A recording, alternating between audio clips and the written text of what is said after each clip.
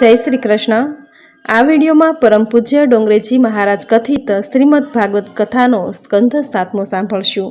डोंगरेजी महाराज तेमनी कथा में हमेशा कहे छे के मन वाणी खोराक अने पोशाक एवा राखो के मन अवळा मार्गे न जाय।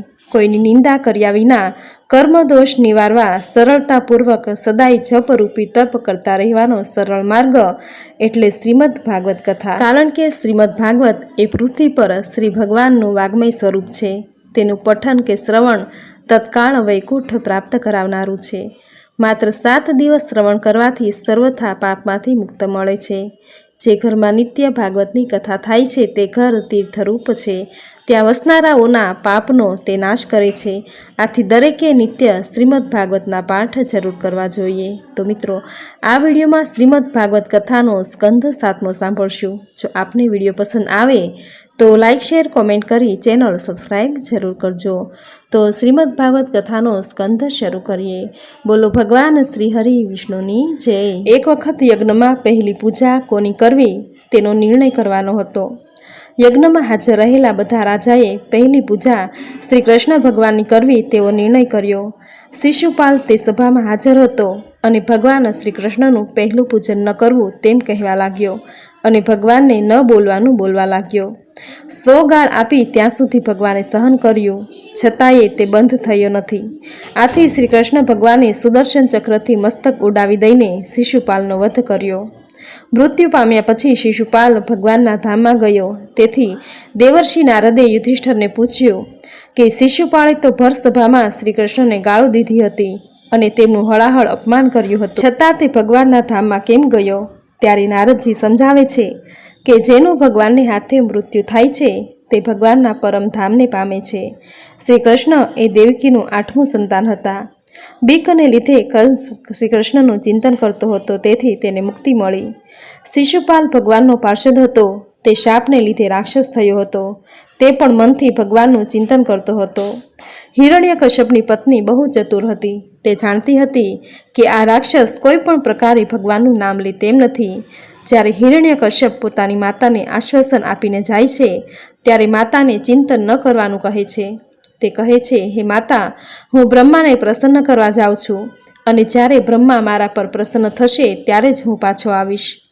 हिरण्यकश्यप ज्यां तप करवा जवानो हतो त्यां तेनी पत्नीए पठावेलो एक पोपट बोल्यो। आ पोपट ओम नमो भगवते वासुदेवाय एम बोलतो हतो। हिरण्यकश्यप जे स्थळे जई तप करवा बैठो ते स्थळे पोपट आवीने ओम नमो भगवते वासुदेवाय एम बोलवानुं शरू कर्युं। हिरण्यकश्यप आ नाम सांभळीने आश्चर्य पाम्यो अने घेर पाछो आव्यो।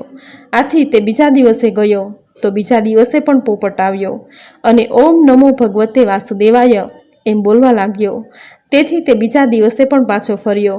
ते जमवा बैठो त्यारे चतुर पत्नीए पूछ्युं, तमे तप करवा जाओ छो तो 2 दिवसथी पाछा केम आवो छो?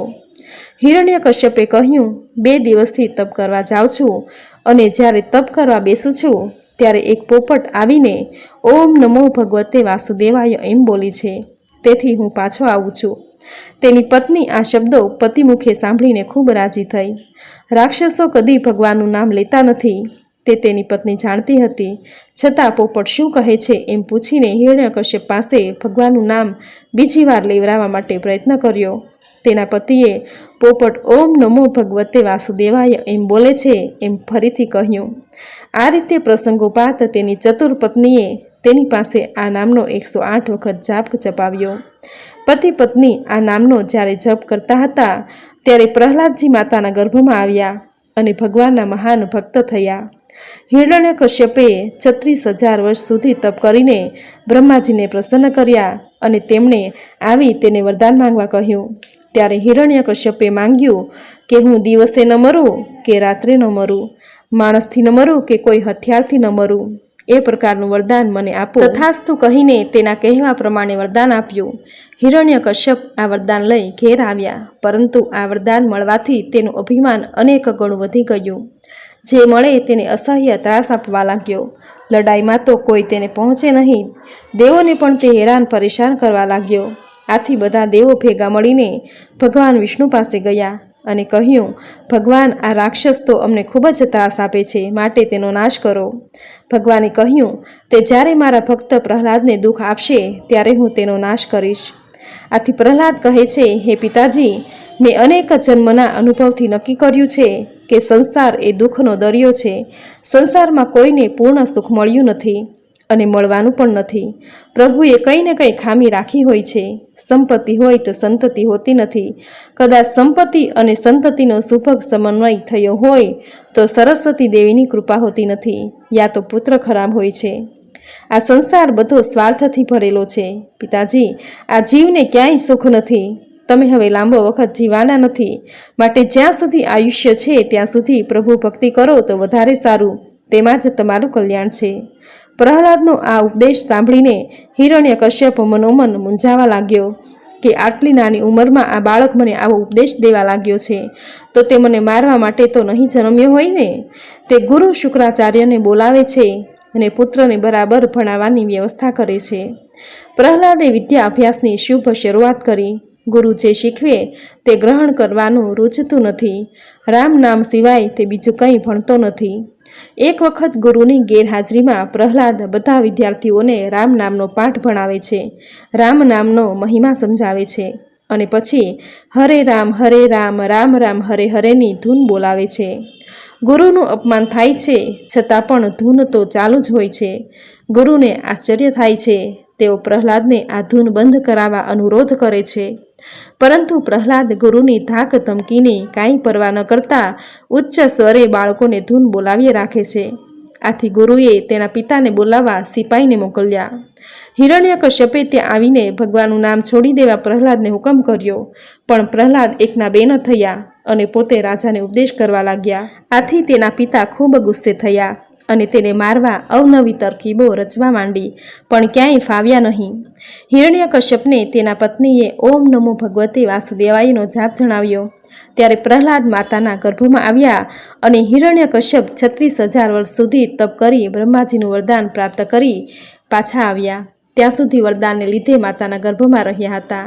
આ અરસામાં નારદજી પ્રહલાદની માતાની કથા સંભળાવતા હતા. આ રીતે તેમના શિક્ષણની શરૂઆત ગર્ભધાનથી જ થઈ હતી. હિરણ્યકશ્યપે પ્રહલાદને પર્વત ઉપરથી પછાડ્યા, હાથીના પગ તળે કચડાવ્યા. આ રીતે તેમને મારવા આકાશ પાતાળ એક કર્યા, પરંતુ પ્રહલાદનો વાળ પણ વાંકો થયો નહીં. આખરે લોખંડનો સ્તંભ ગરમ કરાવ્યો અને પ્રહલાદને તેને બાથ ભીડવા કહ્યું. પુત્રને પૂછે છે કે બોલ, તારું ભગવાન આ થાંભલામાં પણ છે? પ્રહલાદ કહે છે કે પિતાશ્રી, ભગવાન તો સર્વવ્યાપક અને સર્વત્ર છે. રાજાએ આથી હુકમ કર્યો, તું આ સ્તંભને બાથ ભીડ.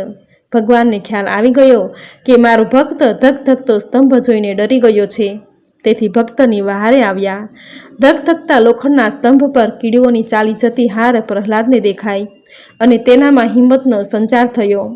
પ્રહલાદે તરત જ લોઢાના ધગધગતા થાંભલાને બાથ ભરી લીધી. હિરણ્યકશ્યપે આ સ્તંભ પર ગદાનો પ્રહાર કર્યો અને થાંભલો ફાટ્યો. નૃસિંહ ભગવાનનો અવતાર થયો. સાયંકાળે નૃસિંહ ભગવાન પ્રગટ થયા અને હિરણ્યકશ્યપ થરથર ધ્રુજવા લાગ્યો. ભગવાને તેને ઘરના ઉંબરામાં બેસી નહોરથી મારી નાખ્યો. આપણે જાણીએ છીએ કે બ્રહ્માનું તેને વરદાન હતું કે તે દિવસે ન મરે, રાત્રે ન મરે, ઘર બહાર ન મરે, હથિયારથી ન મરે અને માણસથી પણ ન મરે. આથી ભગવાને નૃસિંહનું રૂપ ધારણ કરવું પડ્યું અને ઘડીના વિલંબ વિના હિરણ્યકશ્યપને તેને સ્વધામ પહોંચવાડી દીધો. હિરણ્યકશ્યપનો નાશ કરી પ્રભુએ પ્રહલાદને પોતાના ખોળામાં બેસાડ્યો. પ્રહલાદજી નિર્બળ બની ગયા અને તેઓ કહે છે કે હે ભગવાન, કેટલાય સંત પુરુષો તમારી સ્તુતિ કરે છે, છતાં તમે દર્શન દેતા નથી. આજે મારા પર દયા કરીને મને દર્શન દીધા, તેથી હું બહુ જ રાજી થયો છું. મારી જાતને ધન્ય માનું છું. ભગવાન કહે, ભક્તોની વારે જવું એ મારી પહેલી ફરજ છે. પરમ પૂજ્ય ડોંગરેજી મહારાજ કથિત શ્રીમદ ભાગવત કથાનો સ્કંધ 7મો સમાપ્ત. બોલો ભગવાન શ્રી હરિ વિષ્ણુની જય. તો મિત્રો, આપણે સાંભળ્યો ડોંગરેજી મહારાજ કથિત શ્રીમદ ભાગવત કથાનો સ્કંધ 7મો. જે મનુષ્ય ભાગવત શાસ્ત્રને અર્થપૂર્વક નિત્ય વાંચે છે તેના કરોડો જન્મના પાપ નાશ પામે છે.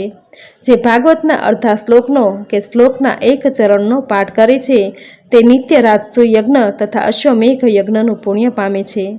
જે મનુષ્ય અંતઃકાળે શ્રીમદ ભાગવતને પ્રીતિપૂર્વક સાંભળે છે તેના પર શ્રી ગોવિંદ વૈકુંઠ ધામ આપે છે. આથી શ્રીમદ ભાગવત કથાના પાઠ દરેકે નિત્ય સાંભળવા. જો પાઠ કરવાનો સમય ન હોય તો આ ચેનલ દ્વારા નિત્ય ભાગવત કથા તમે સાંભળી શકો છો. તો મિત્રો, આ વિડીયોમાં ડોંગરેજી મહારાજ કથિત શ્રીમદ ભાગવત કથા તમે પૂરી શ્રદ્ધાથી સાંભળી, જે સાંભળવી આપને જરૂર ગમી હશે. તો વિડીયોને લાઇક કરી કોમેન્ટમાં જય શ્રી હરિવિષ્ણુ, જય ડોંગરેજી મહારાજ જરૂર લખજો.